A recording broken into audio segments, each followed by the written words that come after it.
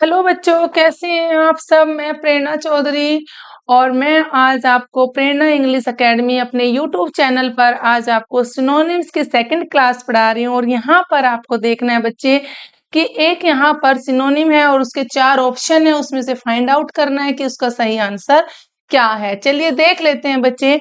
यहाँ पर है पहले वाला एग्जेम्प्ट, और एग्जेम्प्ट का मतलब होता है मुफ्त। इसको हम हिंदी में कहते हैं मुफ्त। इसका जो सिनोनिम हिंदी में आंसर है मोह। तो यहाँ पर इसका जो आंसर है सेकंड है बच्चे। सेकंड का मतलब होता है बाहर करना, बाहर करना, बाहर करना। जैसे कि अगर मैं बताऊं इंक्लूड करना, इंक्लूड का मतलब होता है शामिल कर लेना। इंक्लूड का मतलब क्या होता है? शामिल कर लेना। और एक्सक्लूड का मतलब होता है बाहर कर देना, यानी कि निकाल देना। मुफ्त कर और एग्जेम्प्ट का सिनोनिम मुफ्त या छूट देना, ऐसे ही एक्सक्लूड का मतलब है बाहर कर देना। रिड्यूस यहाँ पर है इसका आंसर। हिंदी में कहेंगे हम कम करना। रिड्यूस होता है कम करना दोनों। और हिंडर और ये वाला हिंडर है और प्रिवेंट, दोनों का ही मतलब होता है रोकथाम करना। क्या होता है बच्चे? रोकथाम करना, प्रिवेंट करना। Prevention is better than cure, ये आपने सुना होगा कि रोकथाम ही सही इलाज है, यानी कि रोकथाम कर लीजिए। Prevention is better than cure. तो देखिए बच्चे, ये आपने मुहावरा एक सुना हुआ है, वही प्रिवेंशन का ही प्रिवेंट है, रोकथाम करना।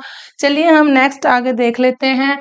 वो है रैम्पेंट। रैम्पेंट का सही आंसर कौन सा है? यहाँ पर रैम्पेंट होता है एक्सेसिव, यानी कि बहुत ज्यादा होना, एक्सेस में होना, लिमिट से बाहर होना। तो यहाँ पर लिमिट से बाहर होना, इसका जो सही आंसर है एक्सेसिव है रैम्पेंट का बच्चे। या और इसका सिनोनिम जो है एक्सेसिव और एंटोनिम इसके लिमिटेड और रेयर, दोनों ही इसका, यानी कि ये लिमिटेड है, ये अनलिमिटेड है। एक्सेसिव रैम्पेंट का सही आंसर एक्सेसिव, और लिमिटेड और रेयर दोनों ही इसके ऑपोजिट है, यानी कि सिनोनिम है, एंटोनिम है। सिनोनिम फर्स्ट है बच्चे, एंटोनिम सेकंड और थर्ड, लिमिटेड और रेयर। ओके, ये इसका दोनों ही क्या है? एंटोनिम्स है। अब नेक्स्ट देख लेते हैं बेटा। यहां पर है रेटिसेंट। रेटिसेंट का मतलब होता है चुप, मौन। और इसका रेटिसेंट का और सिनोनिम यानी कि सही आंसर जो है साइलेंट है, शांत। इसका भी मतलब चुप होता है। और गारुलस का मतलब होता है टॉकेटिव। एक्सट्रोवर्ट, एक्सट्रोवर्ट का मतलब होता है यहाँ पर मीनिंग है एक होता है इंट्रोवर्ट, शर्मिला, और एक्सट्रोवर्ट जो शर्मिला ना हो। तो दोनों ही इसके ऑपोजिट हो गए। क्या है इसके? दोनों ही ऑपोजिट है, दोनों ही इसके ऑपोजिट है। गारुलस टॉकेटिव, एक्सट्रोवर्ट। और कॉन्फिडेंट आत्मविश्वास, कॉन्फिडेंट होना, आत्मविश्वासी होना।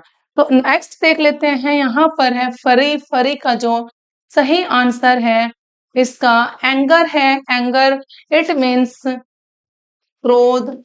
और सोरो होता है दुख, इसका सही आंसर ये सोरो बच्चे होता है दुख। क्या होता है? ये होता है क्रोध। और क्रुएल्टी, क्रूरता, क्रूरता। और फ्राइट होता है बच्चे भय, डर। ऑफुल, फ्राइटफुल, ये इसका।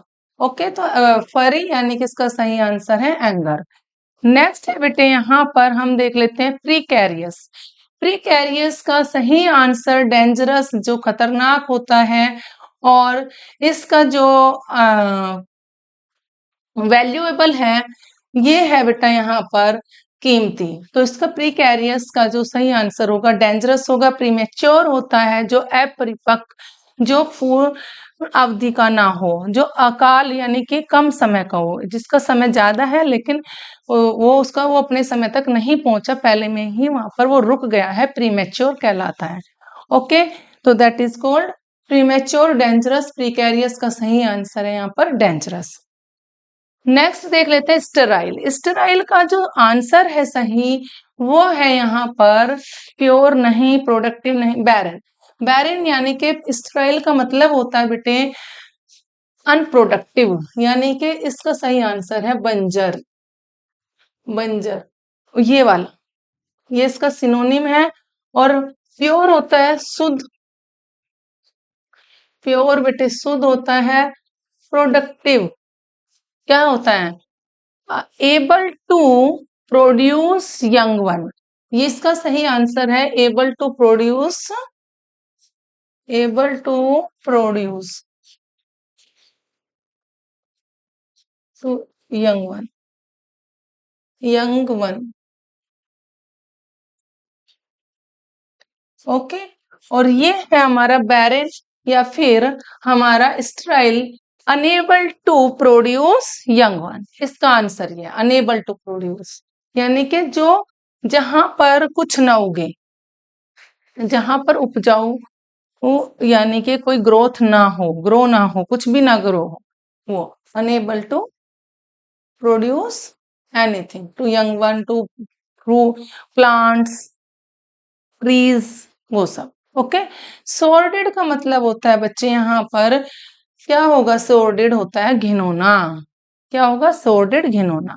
ओके, तो नेक्स्ट देख लेते हैं बेटे पेंसिव। पेंसिव क्या होता है? पेंसिव होता है हमारा यहाँ पर रिफ्लेक्टिव। इसका जो सही आंसर है पेंसिव का, ये है रिफ्लेक्टिव। और पेंसिव को कहते हैं हम चिंताग्रस्त। क्या होता है इसका हिंदी में आंसर? चिंताग्रस्त, चिंताग्रस्त होना, चिंताग्रस्त होना।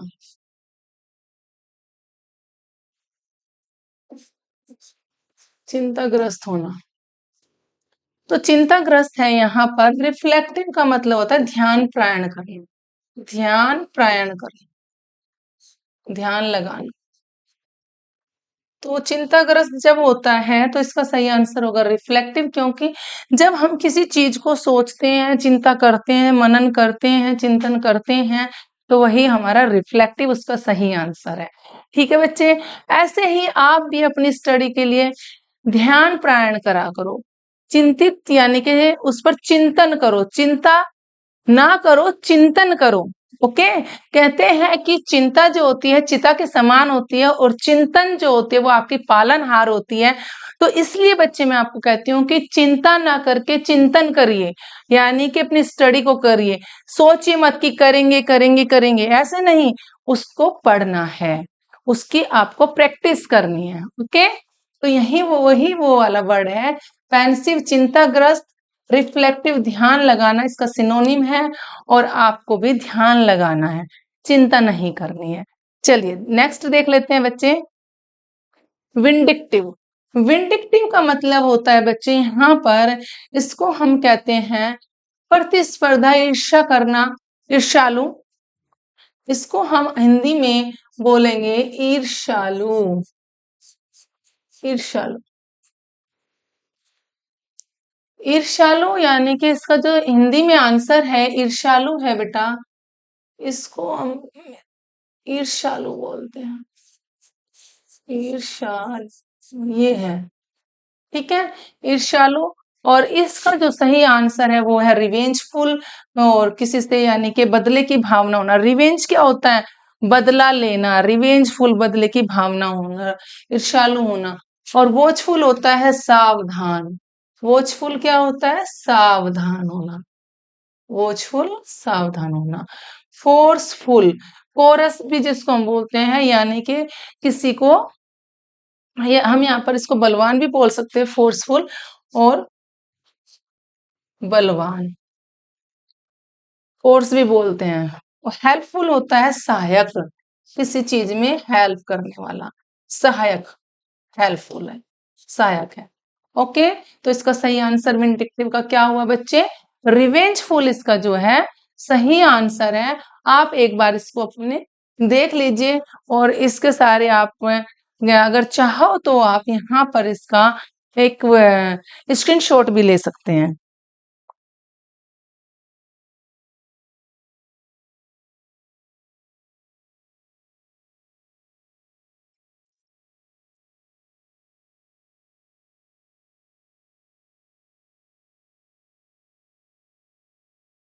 कर लीजिए बच्चे, जल्दी लिखिए इसको, स्क्रीनशॉट ले लीजिए इसका, ईर्ष्यालु का, यहाँ पर ईर्ष्यालु का स्क्रीनशॉट ले लो। यहाँ पर है बच्चे ये vindictive, watchful, revengeful, forceful, helpful, आपको ध्यान में होना चाहिए, आप कंफ्यूज मत होना एग्जाम के टाइम में बिल्कुल भी। चलिए नेक्स्ट देख लेते हैं एफिनिटी। एफिनिटी क्या होता है बेटे? एफिनिटी होता है, अगर हम कहें एफिनिटी को कहते हैं कि किसी की तरफ आकर्षित होना, एफिनिटी। तो इसका जो सही आंसर है बच्चे यहाँ पर अट्रैक्शन। एफिनिटी का सही आंसर है सिनोनिम अट्रैक्शन। एम्पैथी यानी कि सहानुभूति, किसी की तरफ हमदर्द, हमदर्दी होना, इसको क्या कहेंगे? हमदर्दी, हमदर्द।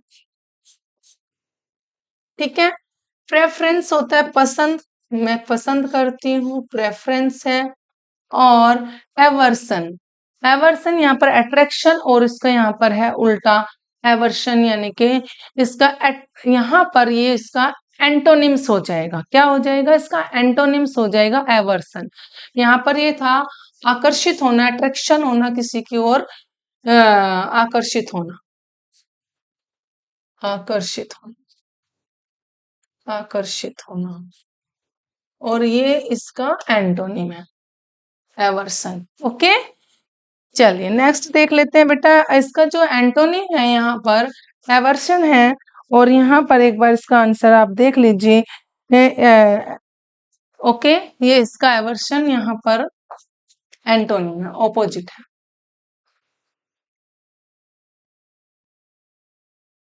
और इसका सिनोनिम अट्रैक्शन है।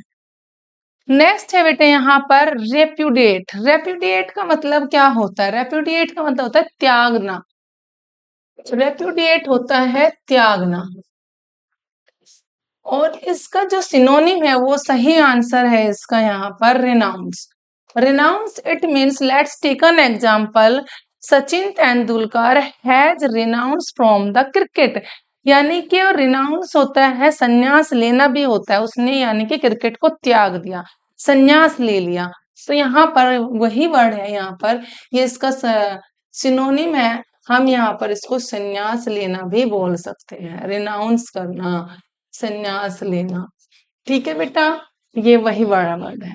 अब यहाँ पर रिग्रेट पश्चाताप, इन्फोर्स करना यानी कि कंसाइज करना, विवश करना, इन्फोर्स करना, कंसाइज कर, इन्फोर्स विवश करना, और रिग्रेट पश्चाताप करना। ओके बच्चे, तो यहाँ पर आपको देखना है रेप्यूडिएट, इसका सही आंसर रिनाउंस है। चलिए नेक्स्ट देख लेते हैं लेमेंट। लेमेंट का मतलब होता है शोक, विलाप करना, शोक या फिर विलाप, लेमेंट, शोक फिर विलाप। देखिए बच्चे, जब आप पढ़ते हो तो बहुत ध्यान से पढ़ाते हो, ठीक है?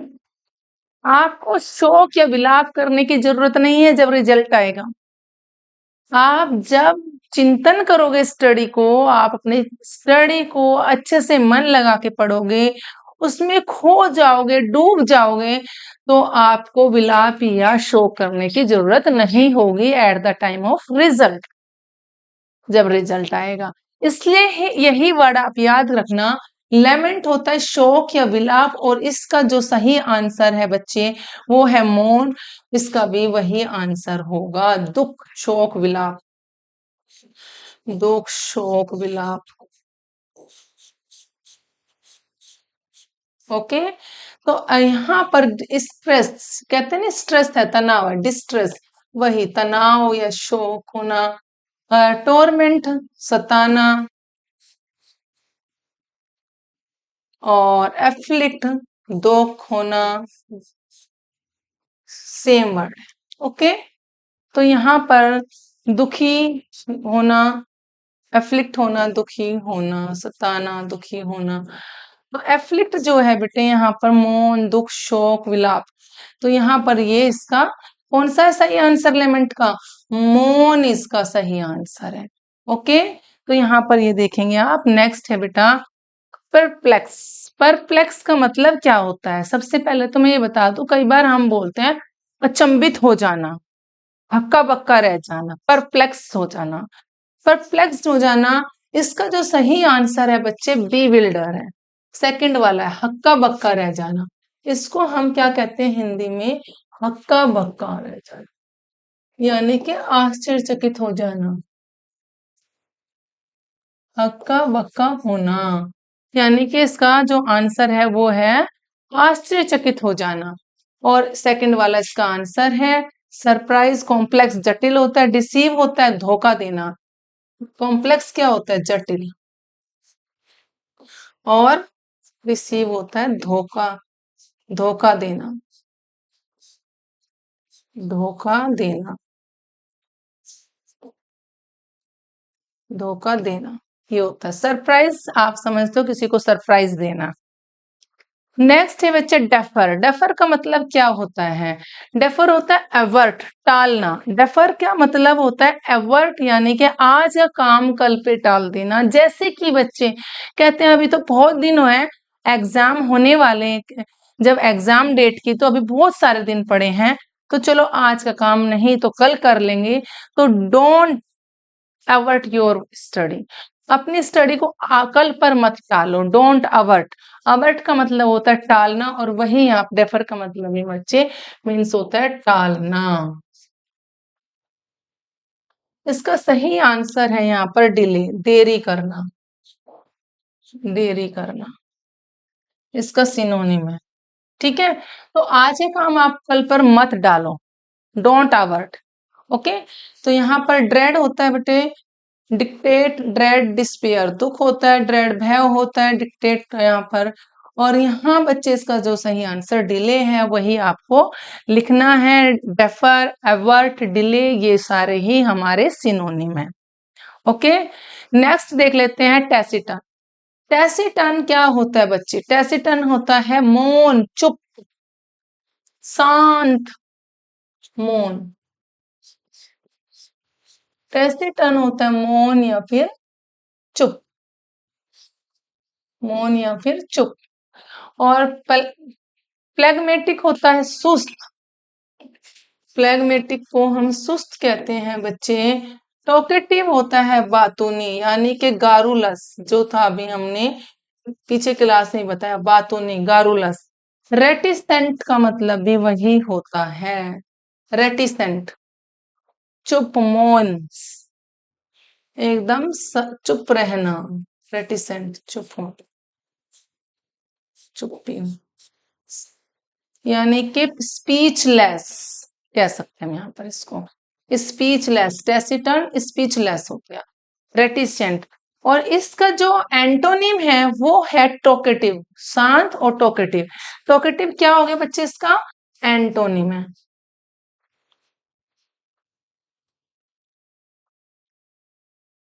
एंटोनिम्स, एंटोनिम से इसका टॉकेटिव और सिनोनिम है इसका रेटिसेंट, टेसिटन का। ओके, तो चलिए नेक्स्ट देख लेते हैं बेटा। यहाँ पर है हमारा मेमथ। मेमथ होता क्या है, बहुत बड़ा, विशाल काय।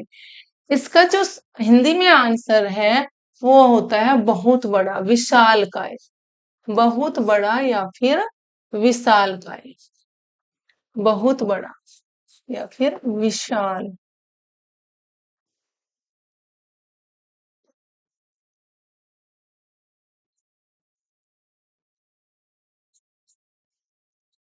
विशाल काय, ये होता है बेटा। तो इसका जो सिनोनिम है वो है जियांटिक, इसका मतलब भी वही होता है, बहुत बड़ा, विशाल काय। और इसका एंटोनिम क्या है बच्चे, मिनिस्कल, ये इसका एंटोनिम है, क्या है, ये इसका एंटोनिम्स है, मिनिस्कल। एंटोनिम्स बहुत छोटा, बिल्कुल छोटा, बहुत छोटा, जो बहुत बड़ा हो उसका एंटोनिम है मिनिस्कुल। और मैग्निफिशिएंट, शानदार। मैग्निफिशिएंट का मतलब क्या होता है, शानदार होता है। हिंदी में इसको क्या कहते हैं, शानदार कहते हैं, है ना। तो ऐसे, चलिए नेक्स्ट देख लेते हैं बेटा। यहाँ पर है एक्सॉल्ट। एक्सॉल्ट करना यानी कि किसी की बड़ाई करना, क्या करना, किसी की भी बड़ाई करना, बड़ाई करना, यानी कि प्रशंसा करना। हम इसको प्रशंसा करना भी बोल सकते हैं, प्रशंसा करना। ठीक है, प्रशंसा करना। अगर बड़ाई करना समझ में ना आए तो प्रशंसा करना भी बोलते हैं आप, हम इसको प्रशंसा करना। नेक्स्ट है बच्चे, यहाँ पर देखेंगे इसका जो सही आंसर है एक्सोल्ट का फ्रेज, यानी कि प्रशंसा करना, इसका भी सेम आंसर है। इसका जो एंटोनिम है वो है कंडेम, यानी कि निंदा करना। इसका ओपोजिट निंदा करना कंडेम है। ये इसका क्या हुआ बच्चे, कंडेम है, ऑपोजिट क्या है, एंटोनिम। ये इसका एंटोनिम्स है, एंटोनिम है कंडेम, निंदा करना। ठीक है, चलिए नेक्स्ट देखते हैं बेटे यहाँ पर कंसाइज। कंसाइज का मतलब होता है जब हम किसी भी चीज को संक्षिप्त में बताते हैं, संक्षिप्त में बताना, विस्तार में बताना, विस्तार।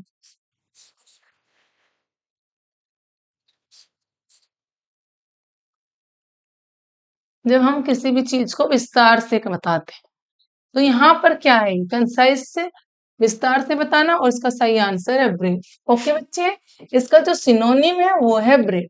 डिटेल इसका नहीं आंसर है, ब्रीफ होगा, कॉम्प्लेक्स जटिल होता है, और लेंथी होता है, बहुत बड़ा, लेंथी बड़ा।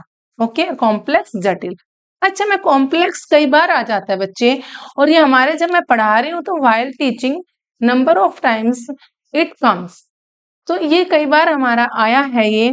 तो यहाँ पर देखिए बच्चे, जब ये कॉम्प्लेक्स आता है तो कॉम्प्लेक्स एक तो जटिल होता है, कई बार कॉम्प्लेक्स मोल भी होते हैं, कहते हैं ना कॉम्प्लेक्स मोल, तो हम उनको जैसे कि यूज करते हैं एज ए नाउन, लेकिन यहाँ पर ये कॉम्प्लेक्स है, जटिल है, एज ए एडजेक्टिव यूज कर रहे हैं हम इसको।